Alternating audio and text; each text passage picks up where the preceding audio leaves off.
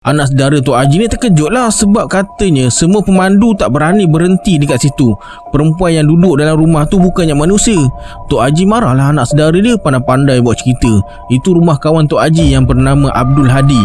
Gelarannya orang kaya Semanda. Tok Haji panggil orang kaya je. Dia selalu singgah dan solat dekat situ. Tok Haji suruh anak saudara dia bagi tahu kawan-kawan dia nanti cerita yang mereka dengar tu semuanya tak betul.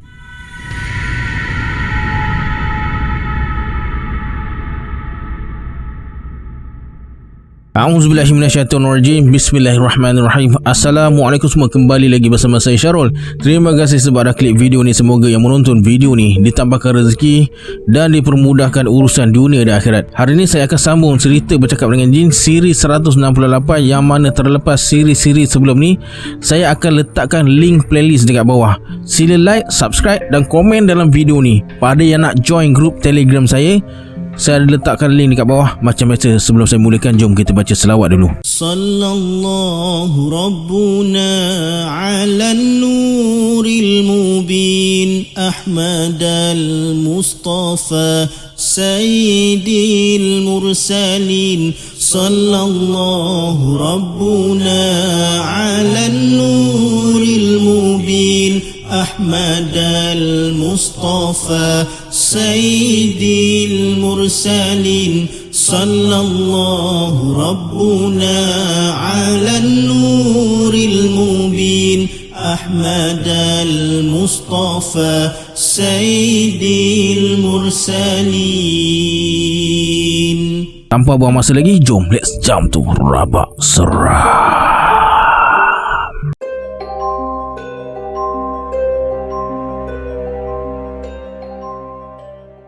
Mereka masuk ke kawasan perkampungan dengan pemandangan gunung ganang, bukit bukau dan hutan belantara. Akhirnya, kereta melalui kawasan yang tak berhutan tebal. Berhenti dekat sini, kata Tok Haji. Anak saudara Tok Haji pelik. Kenapa ayah halang dia suruh berhenti dekat situ? Tidak toleh ke kanan. Dekat situ ada sebuah rumah batu bentuk lama yang tersergam indah. Kata Tok Haji, dia nak tumpang solat asar dekat rumah batu tu. Anak saudara Tok Haji ni terkejut lah sebab katanya semua pemandu tak berani berhenti dekat situ. Perempuan yang duduk dalam rumah tu bukannya manusia. Tok Haji marahlah anak saudara dia pandai-pandai buat cerita. Itu rumah kawan Tok Haji yang bernama Abdul Hadi. Gelarannya orang kaya Semanda. Tok Haji panggil orang kaya je. Dia selalu singgah dan solat dekat situ. Tok Haji suruh anak saudara dia bagi tahu kawan-kawan dia nanti cerita yang mereka dengar tu semuanya tak betul. Aku nak perkenalkan si Tama dan si Andi dengan keluarga orang kaya tu, kata Tok Haji. Tiba-tiba jantung TJ berdebar dan teringat apa yang dia cakap pada Tok Haji. Ternyata Tok Haji tak mungkir janji. Kemudian Tok Haji suruh anak saudara dia pergilah ke Sungai Penuh sebab Tok Haji nak tidur dekat rumah ni malam ni. Dekat belakang rumah batu tu ada pondok kecil khas untuk Tok Haji yang dibina oleh orang kaya. Mereka dah mengaku sebagai adik-beradik dunia akhirat. Anaknya Tok Haji jadikan anak angkat. Sebulan sekali dia akan datang situlah jenguk anaknya. Nanti mereka semua balik sendiri je. Tapi kalau anak saudara dia nak tolong, Tok Haji suruh anak saudara dia datang pukul 10 pagi esoknya. Anak saudara Tok Haji pun beredar dan Tok Haji pun ajak mereka semua masuk. Tok Haji bagi salam dan terdengar suara orang perempuan menjawab salam. Ayah datang bawa kawan. Serentak dengan tu daun pintu terbuka. Seorang wanita berkulit putih, leher jinjang, berambut ikal tercegat dekat muka pintu sambil tersenyum. Lepas dipersilakan masuk, mereka segera ke ruang tamu. TJ berdiri dekat kerusi antik menghadap ke arah dinding ruang tamu sebelah kanan. Ada potret muka harimau di seluruh dinding tersebut. Potret yang menakutkan. Bila dia renung lama-lama, misai dan mata harimau tu terasa macam bergerak-gerak. Bila tengok kelengkapan ruang tamu, TJ boleh agak pemilik rumah tu bukan orang sembarangan. Orang kaya dan ternama serta dihormati. Kebanyakan barang perhiasannya semuanya buatan dari Belanda dan Jerman.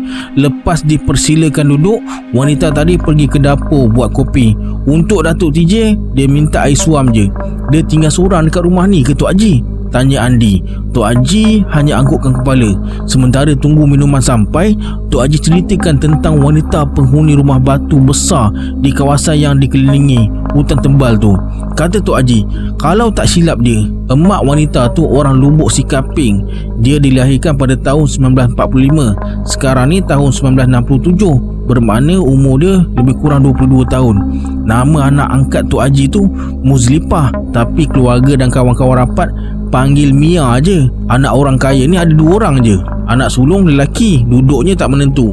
Kejap dekat Medan, kejap dekat Tanjung Priok, kejap dekat Palembang, sesekali dia pergi ke Pulau Pinang. Anak sulung orang kaya ni seorang saudagar. Dia jaga harta dan jalankan perniagaan peninggalan orang tuanya. Dekat Pulau Pinang, di kawasan Jelutong, kawasan Simpang 6, dekat Sekolah Arab, ada tanah milik orang kaya ni. Nama anak sulung orang kaya ni Ahmad Al-Mubarak Al-Kerinci. Datuk TJ pernah dengar nama tu. Banyak tanahnya diwakafkan untuk dirikan masjid, jadi tanah perkuburan dan sekolah Arab, terutama di daerah Perak Utara, seberang Perai dan Kedah. Kata Tok Haji, anak sulung orang kaya tu hanya jalankan amanat ayahnya supaya wakafkan harta benda untuk kebajikan agama. Ada ceritanya kenapa dia buat macam tu. Lepas isterinya lahirkan anak pertama, isterinya tak mengandung lagi dekat 20 tahun, sedangkan dia nak anak perempuan. Bila orang kaya nak kahwin lagi, dengan izin Allah, isterinya mengandung si Mia. Dah sampai ajal isterinya, masa lahirkan Mia, isteri orang kaya ni meninggal. Sejak kejadian tu dia jadi dermawan. Jadi jarak umur Mia dengan abangnya jauh berbeza. Tanah pusaka Mia ni banyak. Tanah seberang jalan yang ditanam dengan pokok cengkeh, tanah rumah yang lebih 10 hektar, tanah dusun, tanah sawah dan ladang getah, semua milik Mia. Semuanya diurus sendiri. Sudah tentu tamah, jawab Tok Haji. Entah macam mana, secara tak sengaja TJ terpandang potret harimau dekat dinding. 2-3 kali dia pejam celikkan mata sebab nampak mata harimau tu bergerak, buka mulut dan jelikan lidah. Cepat-cepat TJ alihkan pandangan ke arah lain. Kemudian Andi bersuara. Berdasarkan cerita Tok Haji, saya yakin Mia banyak duit. Kenapa dia tak panggil orang jadi pengawal rumahnya? Tak takut ke harta bendanya kena rompak? Tak bimbang keselamatan dirinya? Mia tak perlukan semuanya tu. Dia ada penjaga istimewa. Maksud Tok Haji? Nanti kamu tahu juga apa yang aku maksudkan. Sebenarnya Andi tak puas hati bila Tok Haji kata semuanya Mia uruskan sendiri. Takkan menebas, menebang, bersihkan kawasan rumah dia buat sendiri. Maksud Tok Haji, urusan keuangan je dia urus sendiri. Bersihkan kawasan tanah ada pekerjanya. Mana Mia larat nak kerjakan tanah yang luas ni. Kebun cengkeh ada pekerjanya. Ladang getah ada orang menjaganya. Begitu juga dengan ladang kopi. Pekerjanya tak tinggal dekat sini. Mereka tinggal dekat rumah sendiri. Lebih kurang 2-3 batu dari sinilah. Mereka datang pagi, balik petang. Mia memang manusia misteri, kata Andi. Sebab tu aku singgah sini. Aku nak kamu berdua kenal siapa Mia, kata Tok Haji. Tak lama kemudian Mia sampai bawa minuman dengan sukun goreng. Tanpa buang masa, Andi terus minum kopi dan cubit sukun goreng sambil matanya perhati wajah Mia. Mia yang duduk dekat bangku antik paling kanan jadi serba salah. Bangku yang Mia duduk tu beralaskan kain kuning yang disulam dengan benang emas dalam bentuk seekor harimau. Mereka pun mula berbual. Bila dapat tahu TJ dengan datuk dia datang dari tanah Melayu, Mia mula cerita tentang abang arwah ayah dia yang tua. Kata Mia, arwah orang tua dia selalu sebut tentang abangnya yang tua bawa diri ke tanah Melayu. Menurut cerita dari arwah ayah Mia, abangnya tu rasa dirinya tak diperlukan dalam keluarga sebab sikap keras kepalanya. Dia merajuk dan bawa diri ke tempat bernama Jejawi, terletak antara Pahang dan Negeri Sembilan. Orang tua Mia pernah ke sana dan pujuk abangnya balik sini, tapi abangnya yang keras hati tak mudah dipujuk. Dia tak nak pijak lagi bumi Kerinci. Mia tak tahu sama ada keturunan pakcik dia tu masih ada dekat sana atau tak. Masa tengah rancak bersembang sambil menikmati kopi dan sukun goreng, tiba-tiba TJ terdengar bunyi ngauman harimau. Dia pandang muka Datuk, Andi dan Tok Haji. Mereka nampak tenang je. Mungkin mereka tak dengar bunyi ngauman harimau tadi, tapi dari gerak mata dan cara Datuk TJ duduk dekat bangku antik, TJ rasa hati Datuk dia tak aman. Ada sesuatu yang tak kena. Saya tercium bau harimau, kata Datuk TJ dan cuba bangun nak tinjau keluar rumah dari tingkap. Belum sempat Datuk TJ bangun, Tok Haji halang dia dan bisik sesuatu pada Datuk TJ. Datuk TJ hanya mengangguk. Maafkan Pakcik Mia, kata Datuk TJ sambil renung muka Mia. Tak apa, Pakcik orang baru, belum tahu suasana dekat sini kecuali ayah yang dah masak dengan kawasan sekeliling, kata Mia.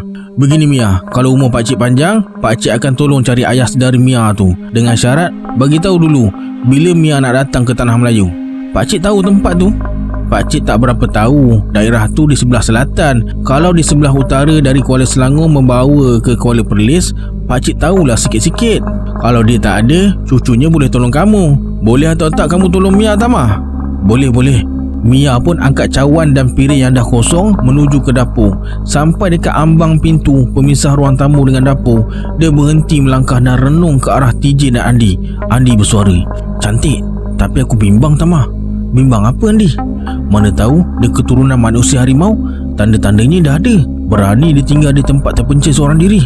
"Jangan fikir yang bukan-bukan Andi." Bila TJ dan Andi pandang ke arah pintu dapur, Mia dah tercegat dekat situ dengan renungan yang cukup tajam ke arah mereka berdua. TJ dan Andi jadi tak tentu arah. Serentak mereka renung keluar rumah. Masuk waktu asar, Mia suruh solat dekat bilik solat je. Tapi hati-hati, jangan ada yang celupar mulut, kata Mia. TJ dan Andi saling berpandangan. Kata-kata Mia tu macam ditujukan pada mereka berdua. Mereka pun bergerak menuju ke bilik sebelah kanan. Bila berada dalam bilik tu, terasa sangat selesa. Ruang biliknya luas dan bersih, boleh muat lebih kurang 15 orang para jemaah. Alright, sampai sini dulu sambungan siri Bercakap dengan Jin. Saya minta maaf, hari Jumaat saya busy sikit sekarang ni. Harap anda faham. Sekurang-kurangnya saya tetap post video sambungan siri ni. Kita berjumpa di video akan datang. Saya Syarul. Assalamualaikum. Adios.